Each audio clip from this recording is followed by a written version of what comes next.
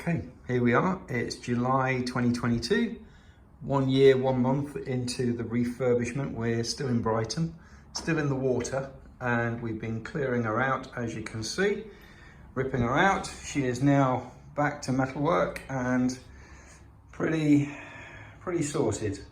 We've most recently, and it has been most recently, cut out the vents in the ceiling, re-welded new plates for the new vents. These are low fitting vents with lights in them, or allowing light through. They're transparent, but they also let air in. I'm going to fit 12 volt large fans on them so that we can draw air in or push air out as we want. This one here will sit in the main saloon, and this one over here will be inside the forward heads.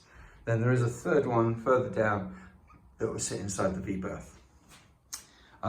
We've started, as you can see, we've started to put the panel work in to take the sides and the ceiling.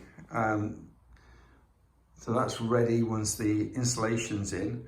But the main work lately has been on the frames for the windows. Here we are. This is the most recent one. Because the frames, or rather the insulation, will sit 50 to 60 millimeters out from the hull, we need some way of framing the windows. They were pretty awful last time.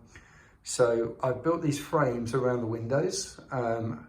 They will hide the bolt work and the framing and such like, and allow us to put a perspex, secondary perspex skin onto the inside of the windows, and we're going to put those onto here, so they'll sit flush on here, and that'll stop the warm, moist air from inside hitting the cold panel on the outside, sort of acting like a double glazed unit to prevent condensation and hopefully keep the boat a bit warmer.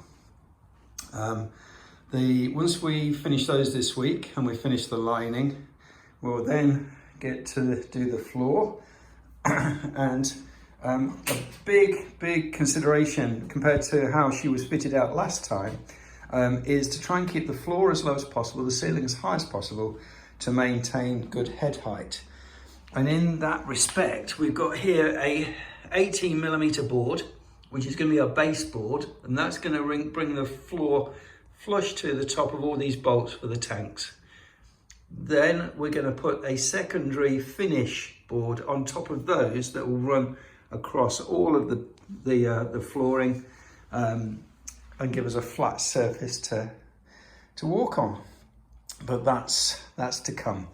At the moment, we're, as I say, just finishing off the framing, ready for the insulation.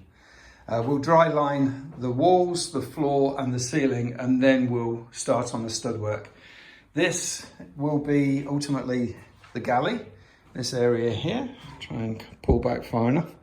So that's the original positioning of the galley.